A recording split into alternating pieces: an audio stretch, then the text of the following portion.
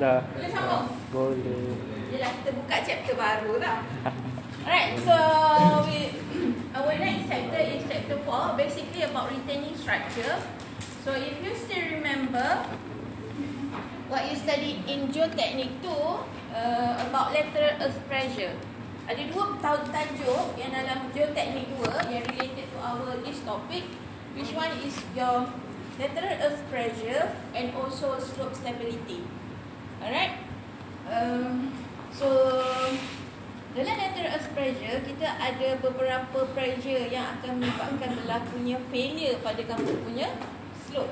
Apa jenis-jenis pressure itu? Di lateral earth pressure, kamu ada belajar jenis-jenis pressure yang digunakan pada kita punya slope. So what type of pressure tu? Horizontal pressure. Maksud horizontal pressure tu dia ada beberapa pecahan. Ada berapa? Dia ada berapa? 3 apa dia? 3 ada apa dia? Apa dia? Horizontal stresses. Daripada horizontal stresses, you akan ada 3 pressure. Apa yang selalunya menyebabkan failure pada slope kamu? What cause failure to your slope? Apa pressure yang menyebabkan failure pada kamu punya slope? Pressure. Active pressure. Okay, so kita ada active pressure, kita ada passive pressure, and also we have initial at rest. Right, so kita ada 3 pressure, which is daripada horizontal stresses. Then you can calculate your active pressure, your passive pressure, and also your pressure at rest. Right, and then selalunya yang akan menyebabkan failure pada kita punya slope, kita punya active pressure. So how you calculate your active pressure? Macam mana nak kira active pressure? Macam mana nak kira active pressure? Sebelum kita buat retaining structure, you must know how to calculate your active pressure. Sebab bila retaining structure, maksudnya kita nak buat prevention your slope. Alright, so kita nak letak retaining structure depan kita punya slope to prevent daripada slope failure. Alright, so untuk prevent daripada slope failure, you must know what is the active pressure yang dikenakan pada slope kita. Okay, bila you dah tahu apa active pressure kita, then baru kita boleh design kita punya retaining structure, sama ada dia selamat ataupun tidak. Alright, so how you calculate your active pressure? You belajar dalam chapter, you belajar dalam geotechnic. How you calculate your active pressure? Soil. Panjang darab soil. Apa dia? Panjang darab soil. Kedalaman soil macam mana? Macam mana you kira active pressure? Okay, dia punya first step, you kena kira dulu you punya horizontal stresses. And then second baru you boleh kira you punya PA ke, PP ataupun PNOT. So macam mana nak kira yang terakhir tu kamu punya horizontal stresses? Itulah. Cari KA dulu. Okay. Lagi satu tambah saya delta. Itu method apa? Saya ingat. Dahsyat lah hari ni. Kedukaan tu menjadi semangat tu. Cuba apa dia? KA, apa kalau yang disebut tadi method apa? Ada berapa method untuk cari KA ni? Ada berapa method yang kamu belajar dalam geotechnic 2? Apa dia? Dua tu dah betul. Apa dia? Method apa yang kamu gunakan untuk cari KA dalam geotechnic 2? Apa dia?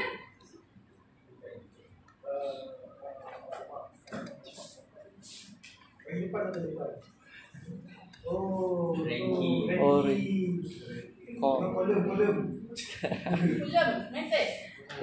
So kita ada 2 cara untuk kira kamu punya KA, which is you gunakan ranking method ataupun Coulomb method. Okay. So untuk kamu kira kamu punya punya stress horizontal sama dengan kamu punya vertical darabkan dengan KA. Your vertical stresses darabkan dengan KA. So vertical stresses macam biasa kita kira, if you want to calculate your at this depth, okay, Z. So kamu akan kira vertical stresses sama dengan your unit weight darab dengan Z. Okay, so then kamu akan times dengan KA, so you get your horizontal stresses. Right? Daripada horizontal stresses ni nak kira pula dia punya active pressure, passive pressure macam mana? Okay, KA ni kalau kamu darabkan dengan KA, maksudnya kamu nak cari active pressure. Alright, tapi kalau kamu darabkan dengan KP, maksudnya kamu akan dah cari kamu punya passive pressure. And then kalau K naught, kamu akan cari at rest. Alright, so nilai K ni depends pada kamu nak cari pada active ke, pada passive ke ataupun at rest. Alright, so biasanya kita akan gunakan Rankine. Rankine adalah lebih mudah. Dia punya parameter yang digunakan untuk kira KA tu lebih sikit compare dengan Coulomb. Sebab dalam Rankine dia ada beberapa benda yang dia abaikan. Contoh, kalau dalam Rankine dia hanya sesuai untuk retaining structure yang 90 degrees. Okay, yang 90 darjah. Maksudnya kalau kamu ada gravity walls, dia mesti tegak dia macam ni. Dia 90 degrees. Alright? And then dalam Rankine, dia tak consider the friction between the soil and also the backfill dengan kamu punya retaining structure. Dalam Rankine dia tak consider tu. Right? Tapi dalam Coulomb, first thing dia consider ni, geseran antara backfill dan juga retaining structure. And then dalam Coulomb, dia boleh buat untuk bukan 90 degrees. Okay, so that's the difference between the Rankine and also the Coulomb method. Alright, so normally kita akan pakai Rankine method. Right? Okay, so kita dah dapat kita punya horizontal stresses. Macam mana kita nak kira active pressure ni tu? Macam mana nak kira active pressure tu? Kedalaman. What next step bila dah dapat horizontal stresses tu? Kedalaman. Unit weight dan Unit kedalaman. weight tu kamu darab ni tadi. Unit weight darab Z. Lepas tu kamu kena lukis kamu punya pressure diagram. Oh. You need to draw your pressure diagram. So let's assume we just have kita ambil satu example. Kita ada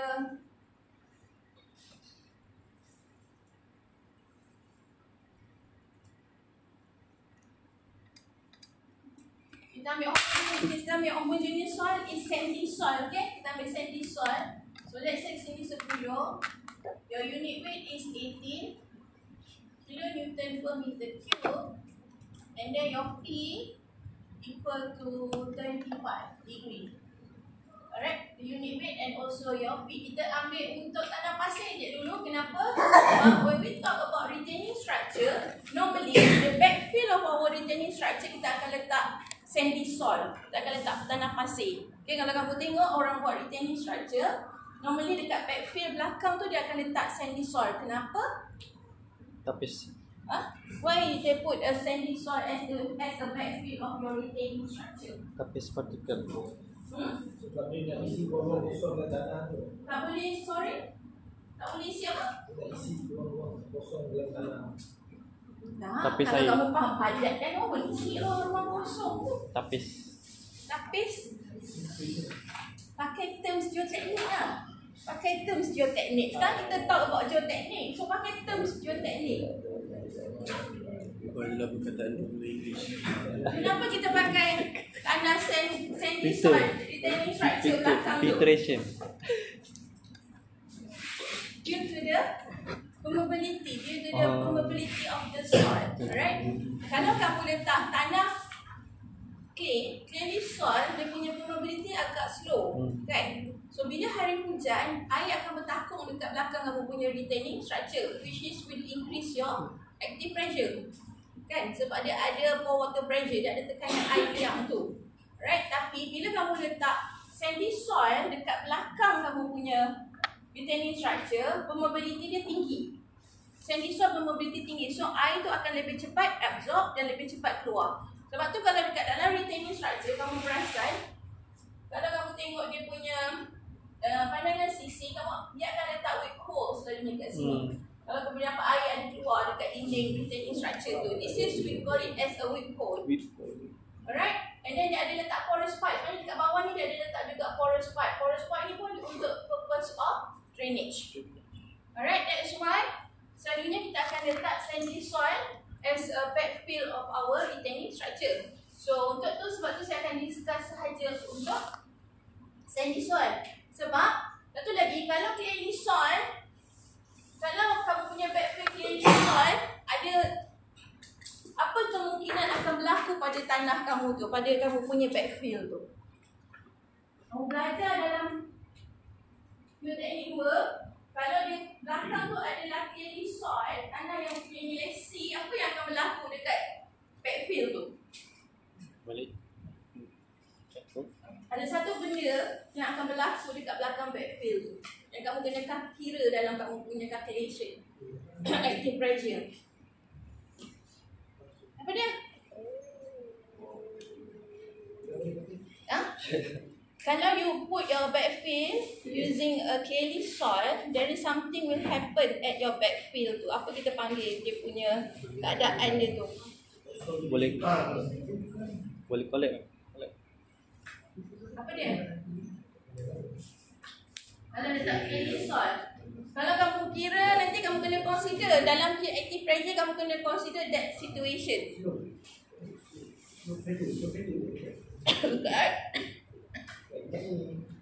Apa dia? Tension crack.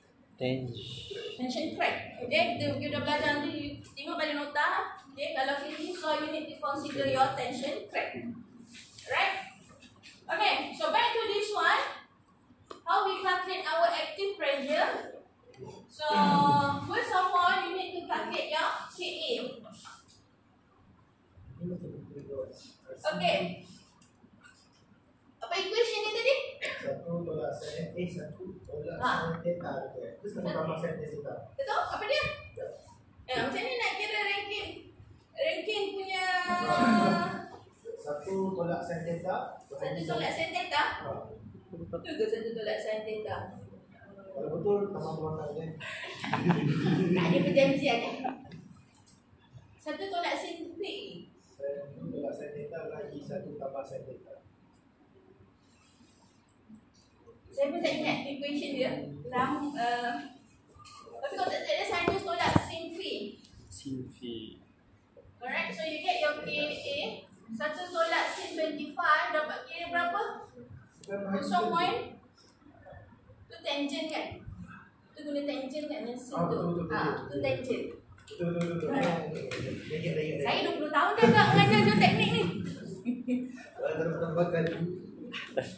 5, 7. 8. Okay. So kamu kira kamu punya horizontal stresses, which is your vertical stresses darat KA. So your unit weight is 18, darat dengan 10, and then kamu darat dengan 0.58. Kamu dapat berapa? Oh, salah. Dia kan kena kira ikut. Pressure diagram. Ada pressure diagram, so kamu buat pada Z equal to 0. So your horizontal stresses akan dapat 0 lah. Sebab vertical stresses kamu 0. And then Z pada Z equal to 10. Berapa horizontal stresses dia?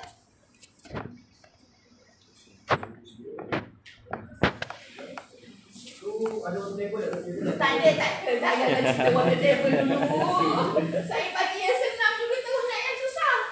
Aduh. Dia buat apa ni? 180 darab 0.58. 18 darab dengan 10 darab dengan 0.58. 104.4. 1 104.4.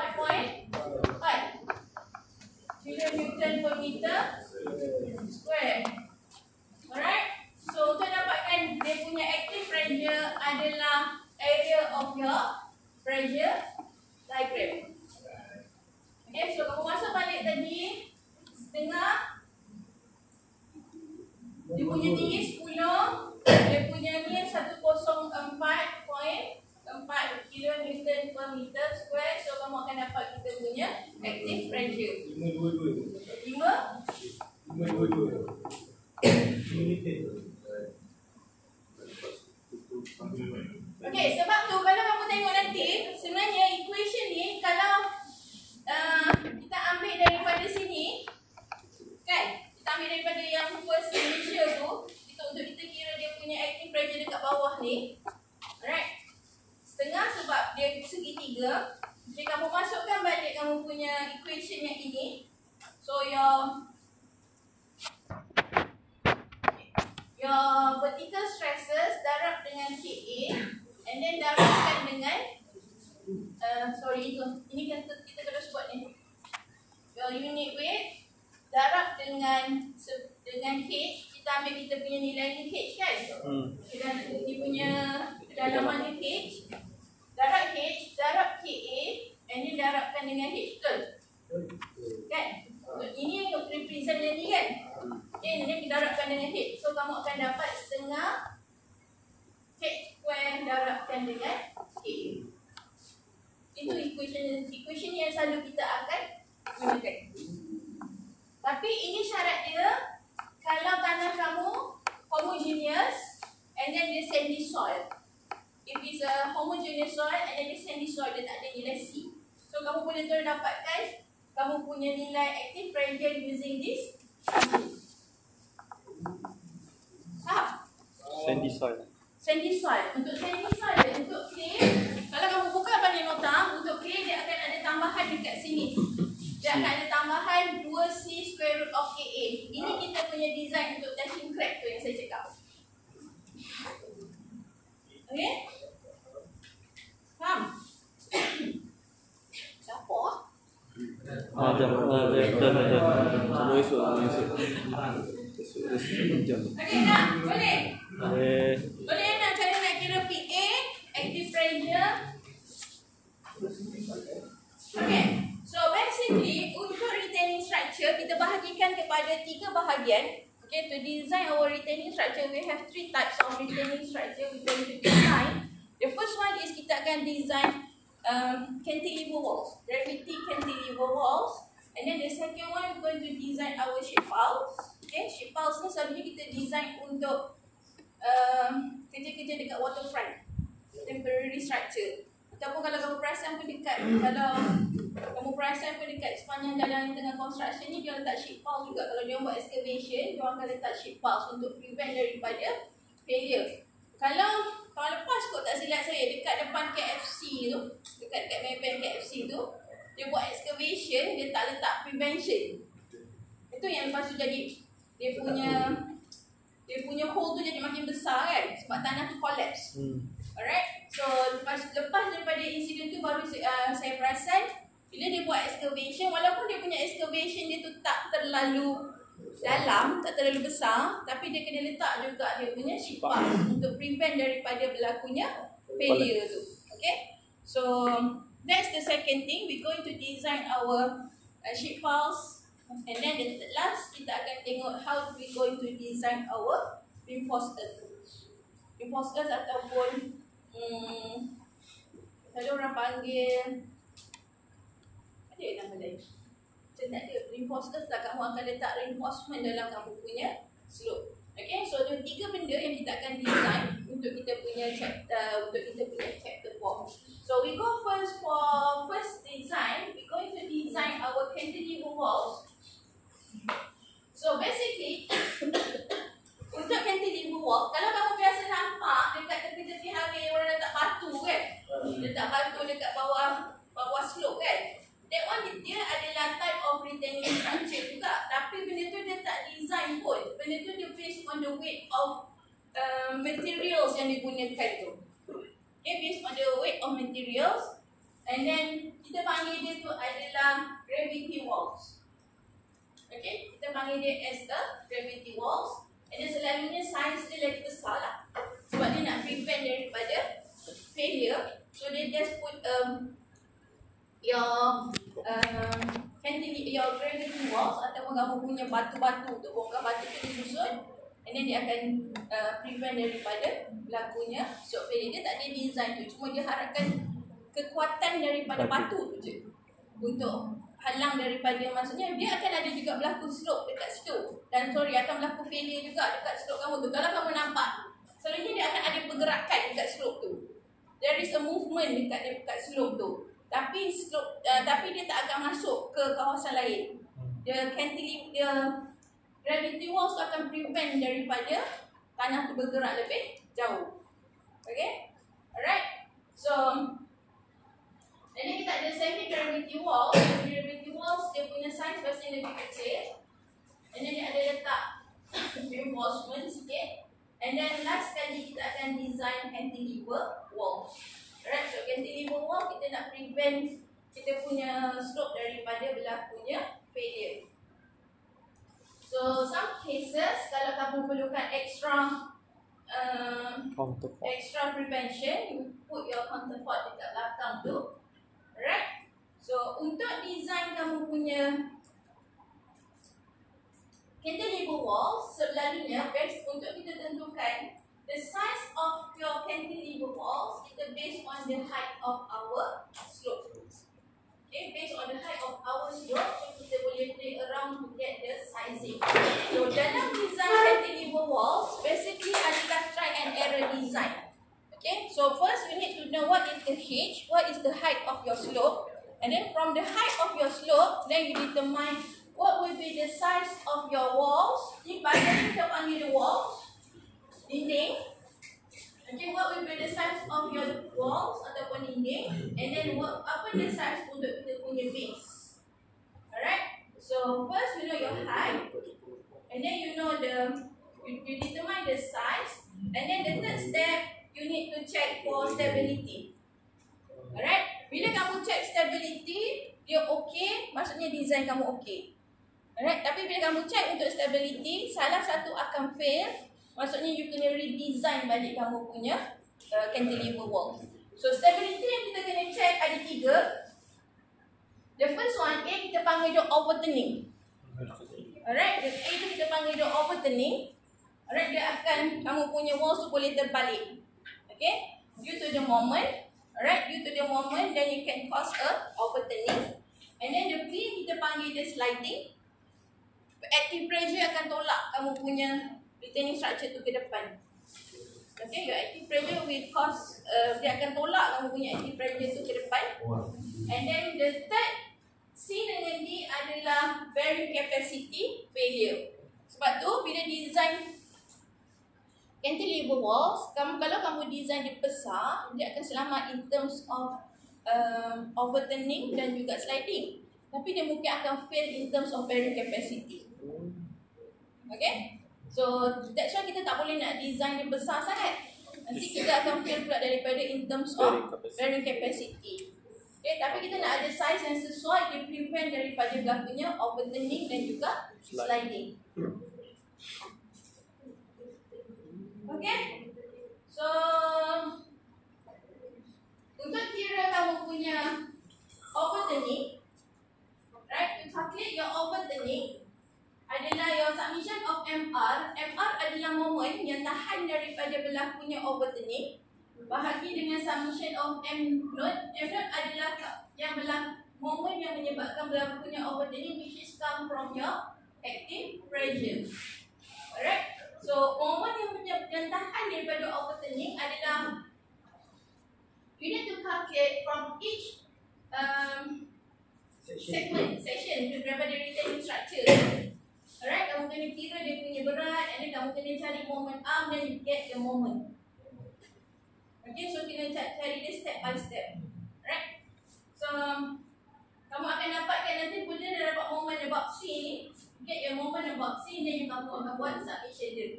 So this is the moment that prevent daripada berlakunya overturning. Alright. Cuma kat sini, kalau kamu tengok dia tulis pH kan? pH, kenapa dia letak pH? Kenapa dia letak pH tu? Dia ada pH dengan PV. You see here there is a pH dengan PV. Dia ada active pressure, and then dia ada pH, dia ada PV. Kenapa dia ada macam tu? Pressure high. Ha? Pressure by high. Sebab kenapa dia ada pH PV tu? Sebab dia ada ni, dia pressure tu daripada orang tu dengan pressure. Yalah, kenapa dia boleh buat ada pH dengan PV tu? Active pressure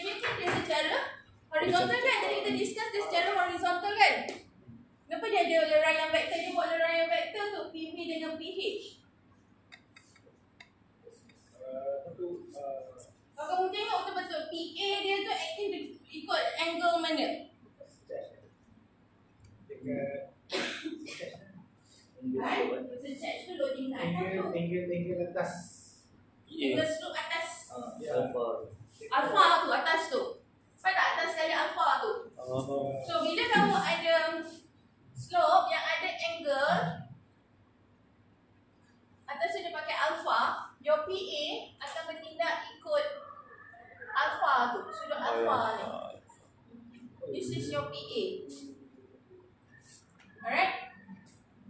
So kamu kena buat, kita sekarang nak akan menyebabkan failure pada kita punya slope tu adalah horizontal stresses. So that's why you kena cari PH dengan PV. You dah tahu nilai PA, you tahu this sudut ni, then you can calculate your PH dengan PV. Okay. Right? Sebab tu kita gunakan kat sini PH, and then H over 3 adalah sebab kan kita punya pressure diagram kan segitiga. So titik bertindak dia adalah 1/3 daripada H. Kamu punya centroid. Kamu dah belajar dalam static dynamic kan? 1/3 daripada H. Daripada bawah. Okay? That's why kamu ambil H/3. Alright, dia tak kat sini. Kenapa ambil PH, kenapa ambil H/3 tu? That's the moment that cause your overturning. Itu moment yang menyebabkan berlakunya overturning. Boleh? H prime. H prime tu dia punya H sebenarnya. Nilai H dia. So okay, H prime tu sebab biasanya kita akan ambil H tu daripada kita top of walls sampai hujung kita punya base. Alright, tapi bila kita ada slope yang atas sikit, yang bahagian nombor 2 tu, kita consider lagi kita sepatutnya kita akan kira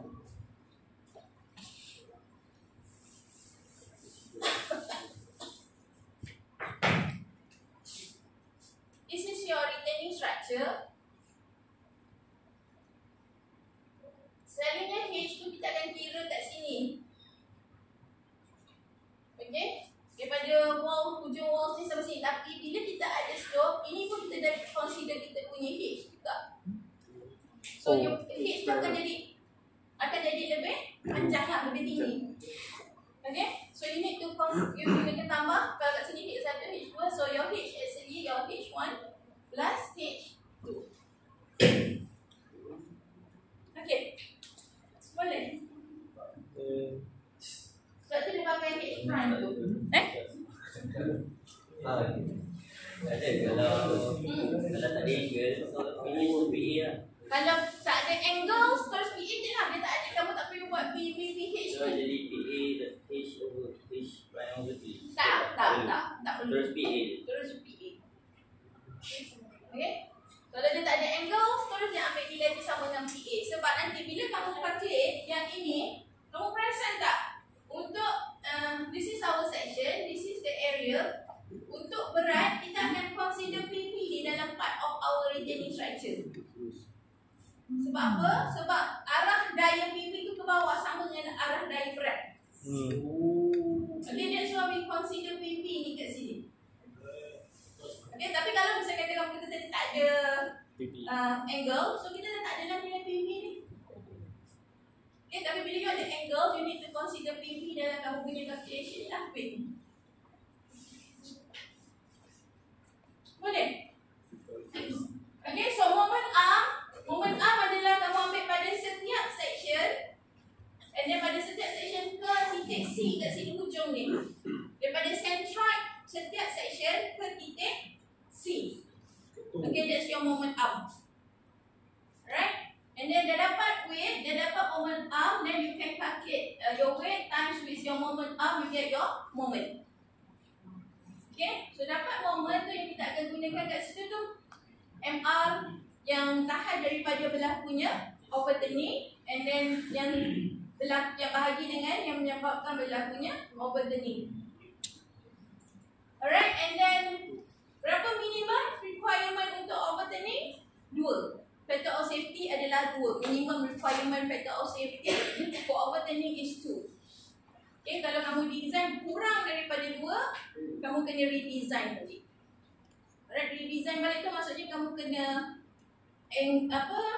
play around balik dengan sizing dia, sizing retaining structure tu. Alright, and then this is your sliding. Sliding adalah submission of V. V tadi adalah berat tu. Berat ni submission of V. Berat daripada kamu punya retaining structure. Alright. Alright, okay. And then tangent K1, kat sini ada K1, K2. K1, K2 dia punya coefficient, nilai dia antara 1/3 hingga 2/3. Alright. So, summation V, tangent K1, friction 2. Friction 2 ni tanah yang bawah dia, bukan yang atas ni. Kalau yang 2 tu friction bahagian tanah ni, bawah. Yang touch pada kita punya base ni, tanah yang hold kita punya base ni. Alright. So, bila tanah kamu ada friction angles, okay, saya selalu cakap dengan student saya, friction angles tu kamu anggap dia macam guli. Alright, dia macam guli. So, bila tanah kamu ada friction angles, dia akan menyebabkan tanah tu akan bergerak lebih senang kan? Bila ada this is your this is your retaining structure, this is your PA, active pressure. Bawah ni macam ada guli, your friction angles. So, your retaining structure can easily move. Dia boleh senang bergerak. That's why kita buat pengurangan nilai submission V dekat sini. Okay, kita darabkan dengan K1, friction 2 ni tanah yang dekat bahagian bawah. Alright. And then tambah PAP is the total width of your base. Berapa lebar base kamu? Yeah, P yang ini. Okay, your base. Alright, so base darab dengan K2 sama juga K1, K2 1/3 hingga 2/3 dia punya nilai tetap. And then darab dengan C2. C2 pun adalah bahagian bawah ni. Your soil properties dekat bawah base ni. Alright, cohesion value. Cohesion dia selalu macam gum. Saya cakap student saya, cohesion value macam gum. So, bila you ada retaining structure, bawah ni ada nilai C, dia akan gum. Dia akan lekatkan antara walls kamu dengan kamu punya tanah. So, nak prevent daripada berlakunya pergerakan. Okay, that's why kamu kena tambahkan dengan C2 ni. Dia tambah dengan B, K2, C2. And then tambah dengan passive pressure. Kalau kamu ada, kalau kat depan ni ada backfill, so kamu this one will be your passive pressure. Dia akan tolak tanah kamu balik semula ke asal. Alright. Okay, so bagikan dengan PA cos alpha ni sebenarnya kamu punya pH. PA ni pH sebenarnya. Kan? Alright, so sliding. So minimum requirement for sliding is 1.5. Okay, minimum requirement for sliding is 1.5. And then last sekali kamu kena design untuk bearing capacity failure. So kalau kamu tengok bearing capacity failure kat sini, dia macam kamu design untuk eccentricity in shallow foundation. Okay? Kenapa dia ada eccentricity? Sebab selalunya kamu punya walls ni dia tak akan letak kat center. Walls ni biasanya bahagian belakang dan lebih panjang daripada bahagian depan. So the load will not distribute equally. Kalau kamu punya wall ni betul kat tengah, kamu tak ada masalah, dia tak akan berlakunya eccentricity. Kan macam kita belajar dalam shallow foundation kan.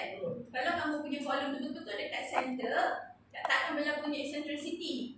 Tapi bila kamu punya volume tu bergerak sama ada ke X ke Y ke, then it cause a eccentricity. Sama juga dengan ni. When you have your base, okay, bahagian belakang lebih panjang daripada bahagian depan, then this is your wall. So they cause the eccentricity. Alright? When they cause the eccentricity, you need to calculate your eccentricity. And then kamu kena kena kira kamu punya bearing capacity. Bearing capacity kamu kira macam biasa. Macam kamu gunakan general bearing capacity tu, yang half tu. Yang ada E sama dengan 2, B tolak 2E ataupun L sama dengan L tolak 2E tu. Okay? So kira bearing capacity macam biasa. And then kamu kirakan kamu punya load yang dikenakan pada tanah kamu. Dan kamu akan pakai your bearing capacity, keupayaan ganas tanah kamu tu bahagikan dengan tekanan yang dikenakan oleh kamu punya retaining structure. Okay, so untuk bearing capacity minimum requirement adalah 3.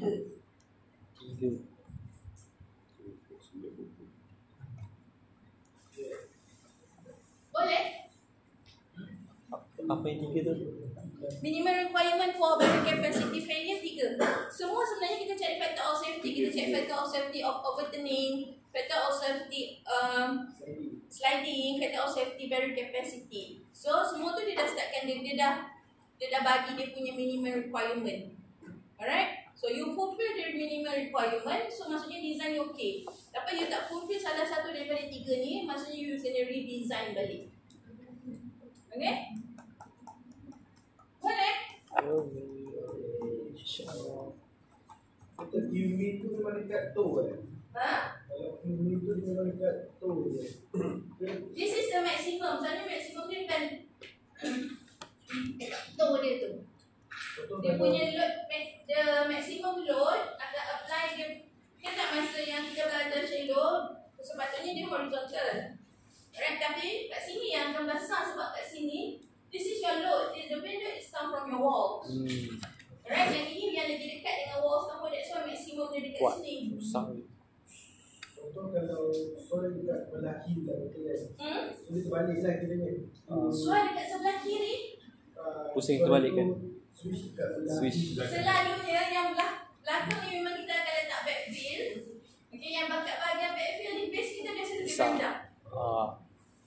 Okay? Tak kisahlah kamu punya core ke terbalik ke apa, biasanya dekat yang core kamu punya base Panjang. lebih panjang. Okay? Dekat bahagian backfill tu akan lagi panjang base dia. Okay? Jadi satu example boleh? Boleh. Minit je, kita tekan. Tepai nak tepai ke? Dah 9.20 dah nak air masa. Nanti kan kelas lain nak masuk. Saya tepai. Saya je yang cakap, awak dengar je kan?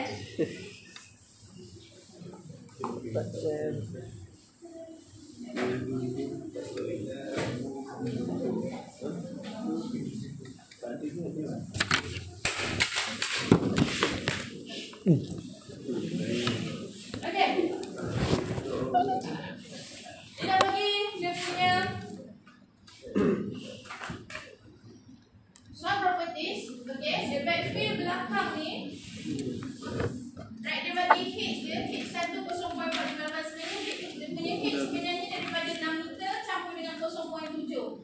That's the H value yang original. So ni kalau kita design. Alright, 6.7. Tapi sebab belakang tu ada angle, sebab tu kita akan consider H1 tu. Right? So, dia dah bagi this is the design of your retaining structure, your cantilever wall. And then the backfill properties, unit weight is 18 kN per meter cube. Your friction angles is 30. Your C is 0. Okay? Then the sizing semua dia dah bagi untuk walls, untuk base. Yang atas tu 0.5, yang bawah ni 0.7. Memang selalu dia akan design dia agak sengit sikit. Dia ada apa? Angle. Alright? And then the base 0.7, 0.7, 2.6. Okay? So kamu ada 4 meter dia punya base. And then dia bagi juga properties untuk tanah bawah ni. Okay, dia dah bagi the unit weight is 90, friction angles is 20, your C is 40. Alright, so first step, we need to know what we call total height, H prime tu. So kita kena tambahkan H1 tambah H2 tambah H3. Mana dia dapat 2.6 tangent 10 tu? Ni lima ni. So dia dah bagi angle kat sini 10. So this is your dia punya width kan. Oh. Okay, so 2.6 daripada 2.6 darab dengan tangent 10 tu. Boleh? Okay, ini 6 tu height walls, 0.7 tu height daripada base. Boleh tak? Faham tak? Soalnya Oh, faham. Ha? Macam mana dari contoh 2.6? Ya. Oh, ya. Dah. Okay, so your total height is 7.158. Alright. Since dekat belakang tu ada angles, okay, the friction angles is 30 degree, and then dekat belakang tu ada angles 10 degree. Satu tolak sin phi tu tak valid. Satu tolak sin phi tu valid untuk yang tegak without any slope. Okay, nanti buka balik nota geoteknik 2, ada satu table. Dia bagi nilai, how to calculate your nilai KA value if you have the slope dekat tanah belakang tu. Okay, dia ada satu table dalam nota tu. Okay, untuk calculate kamu punya nilai KA kalau slope belakang ni ada angles. Okay, satu tolak sin phi valid bila dia tegak je 90 degrees, dia tak ada angles. Okay, sebab tu dah dia dapat kat situ C table 12.1. You get your KA 0.3495. Correct? Tak boleh pakai satu tolak sin phi itu. Okay? So, dah dapat kamu punya KA, masukkan dalam equation ni tadi. Equation yang saya tunjuk tadi macam ni dapat ni. Alright? Setengah darab dengan unit weight, darab dengan your H square, darabkan dengan KA. Tadi kan yang saya tunjuk macam mana dapat tadi kan? Pressure diagram tu, okay? That using that equation.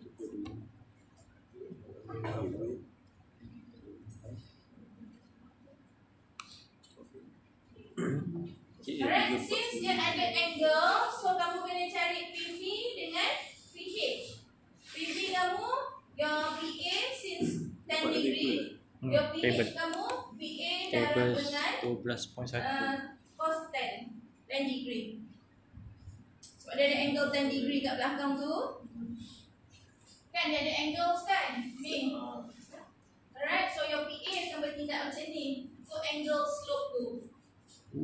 Alright, so kamu kena buat PH dengan PV. So dari soal tu, tapi dia ada buat table sekolah. Kamu kena tolak. Selalunya kita akan cari efektif. Tapi the way kamu nak kira PA tu, kamu kena buat dua pressure diagram. Satu pressure diagram untuk tanah, satu pressure diagram untuk water.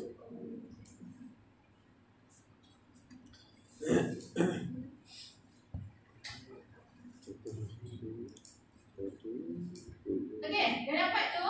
Okay, next kita buat table. Right? So kita buat table ni. Kalau tengok pada soalan, dia dah bahagikan dia kepada 5 bahagian. 1, 2, 3 your retaining structure. 4 dengan 5 adalah kamu punya backfill. Okay? So bahagikan dia sama ada dia jadi triangular ataupun rectangular. Nanti kalau kamu nak cari centroid tu susah. Kalau kamu bahagikan jadi trapezium tu, macam mana kamu nak cari dia punya centroid? That's why kita bahagikan dia sama ada jadi triangular ataupun rectangular. Okay? So first adalah kita kira dia punya area. Okay, area satu yang mana yang ini? 0.5 darabkan dengan 6. Okay, dia punya width 0.5 times with the height is 6. Okay? And then section 2 adalah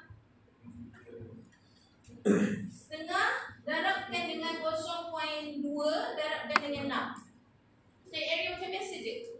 Okay? Dapat area dia. Okay, tengok dapat tak area yang lain tu? Kita tengok. Mana 02 tu? 0.2 Kat area 2 dekat area 2 ni. Macam lagi Boleh? Ditolak dengan 0.5. Cari area je sampai suci sampai habis. Apa? Area 3 apa? 0.3 atau 0.7 kat Area 3 Darat dia punya ni segi 4 ni darat 6 darat 0. Tak dengar. RC kamu design dia punya reinforcement dalam tu. Ni 6. Macam mana? Tiga. Nak cari moment di Area 4 lah. 6 darat 2.6. 4 cari ratio. 6 darat 2.6. Kamu ada belajar juga kan lebih 2.6 ni kurang sama panjang kan? ni. Ada. Tapi Daripada kalau enam. RC kamu belajar 6 ni tinggi dia 6. 6 kita ni tengok pada check stability je. In terms of soil dengan retaining structure kita. Dia Nombor punya 3, interaction between soil and panjang dia ni. punya retaining structure. That's it. Panjang ni darat dengan panjang ni. So maksudnya dah tahu lah ni. 4 darat dengan Dah terror ni saya tak payah ajar. pot Reza seorang ni. Dia boleh buat verify. Boleh buat cepat. Okay, dah dapat dia punya area? Dapat? Dapat. Okay, so untuk dapatkan dia punya weight, alright, your area times dengan dia punya unit weight.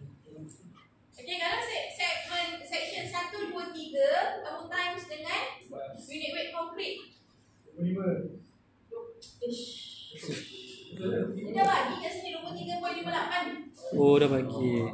Okay, so untuk 4 dengan 5 times dengan unit weight tanah. Area times dengan unit weight tanah. Kita tengok dapat tak? Untuk 1, 2, 3 times dengan unit weight konkret. 4 dengan 5 times dengan unit weight tanah. Oh, konkret tanah-tanah. 4, 5 tu tanah. So 8 ni Baik. 5, 8 tak ada 3 betul?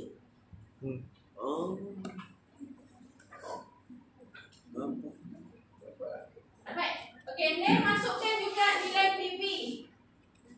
Kan saya cakap tadi PV parts of our weight of our retaining structure. Okay. So that's why dia masukkan kat sini nilai PV. Dah dah konkret. Konkret lah. Nampak ni And then submission Tanah. fee kamu total outkan semua Tanah sekali ni. nilai PV tu. Kau punya Eh sorry, nilai weight tu.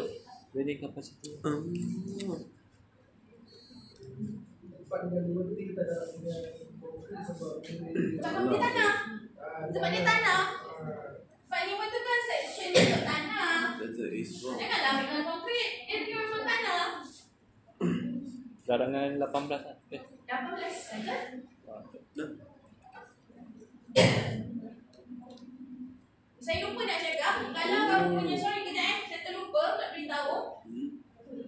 Backfill ni, yang belakang kita punya retaining structure sampai hujung ni, hujung kita punya base ni, yang this part kita consider as our retaining structure juga.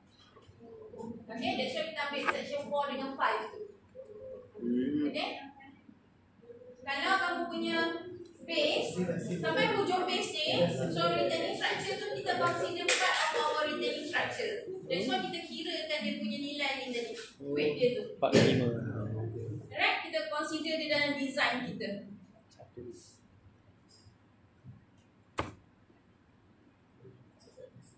Okay, dapat weight. Kita tengok moment up pula. Dapat moment up untuk section 1.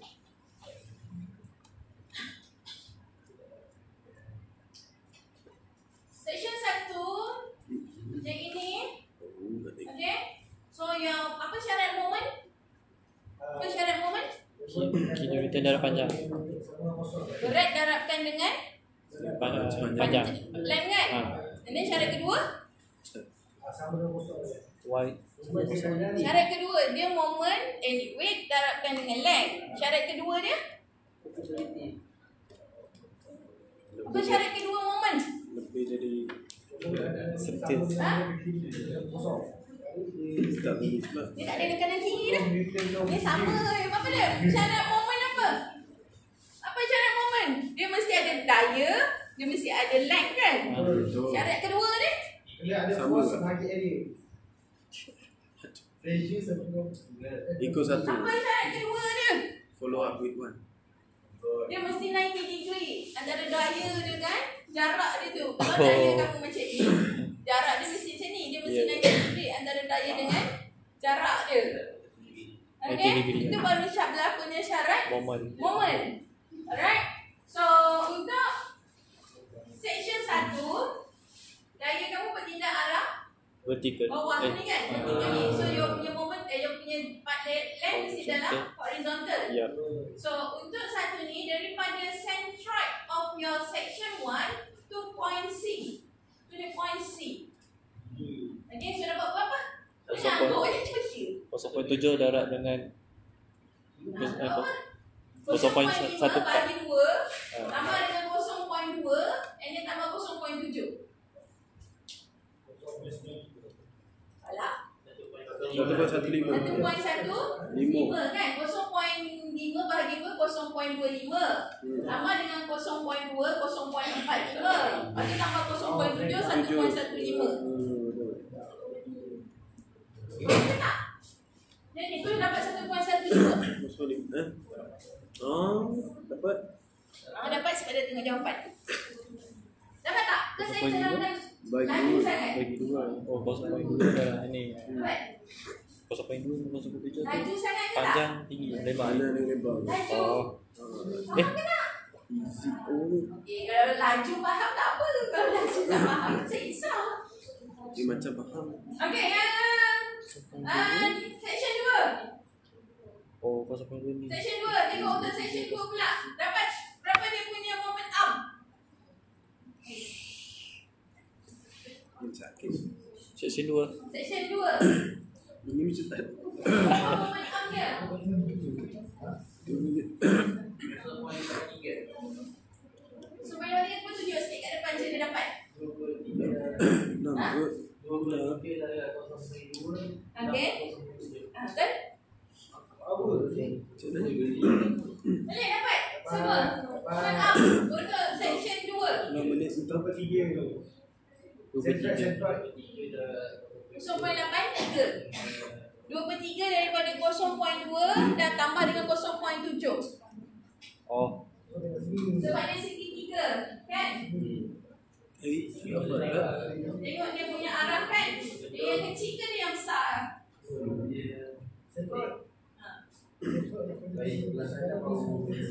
Okay, section 3 moment arm section 3 okay?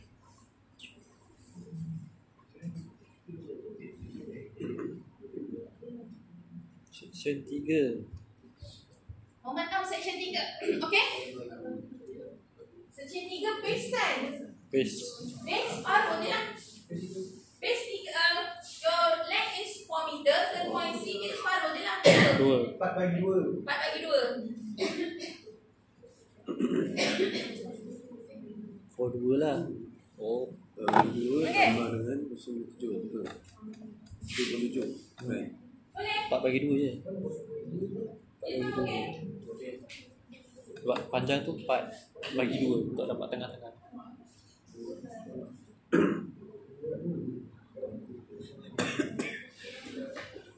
Empat bagi 2 je lah. Boleh? Sebab panjang tu kan 4 panjang yang 4 4. okey. 4 bagi 2 je lah.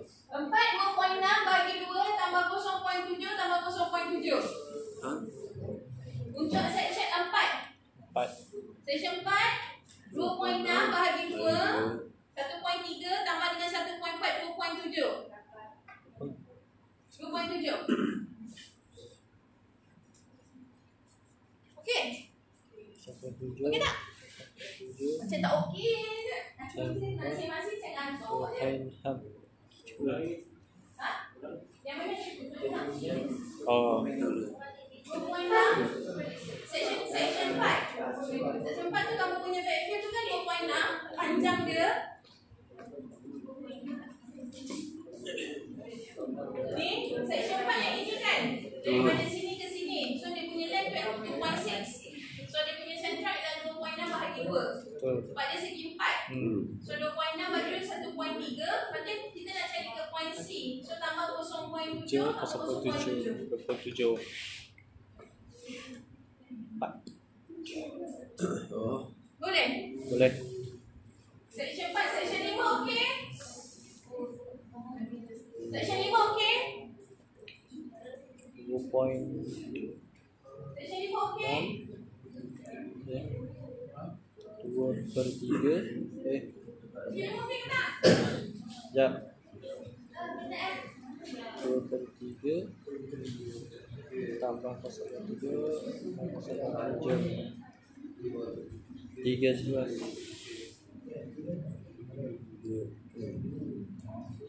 Oh, ngantuk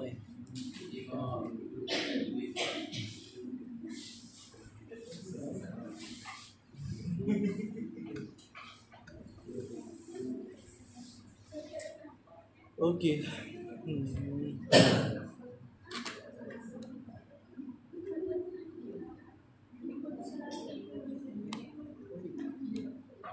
Section 5 okey tak? Boleh. Boleh? Boleh. Dapat 3.13. Nampak. Dapat aja. 2.6 2.6 darab 2.3 darab 2.6 3 daripada 2.6. Lepas tu tambah 0.7 0.7 tambah 0.7.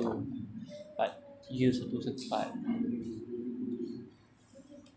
Macam mana dapat 2/3 4 daripada 2/3 darab 2.6. 2/3 darab 2.6 Tambah 0.7 tambah 0.7.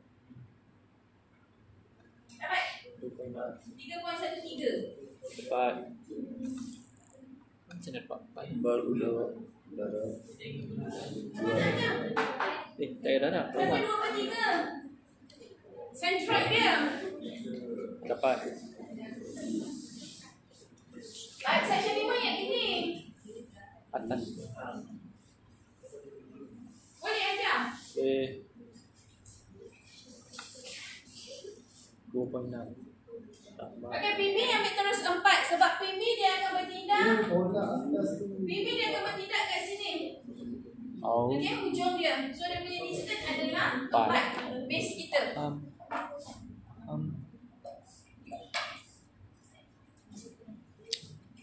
Dua puluh empat. Tambah 7.7. Alright, dah dapat kita punya weight, dah dapat moment arm, darabkan weight darab dengan moment arm, sepatutnya kamu dapat moment. Your weight times with your moment arm, then you get your moment. Oh.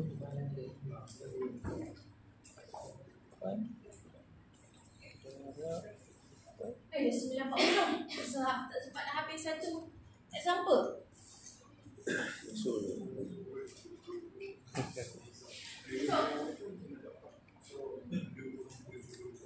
Ini saya dah habiskan ni. Sempat.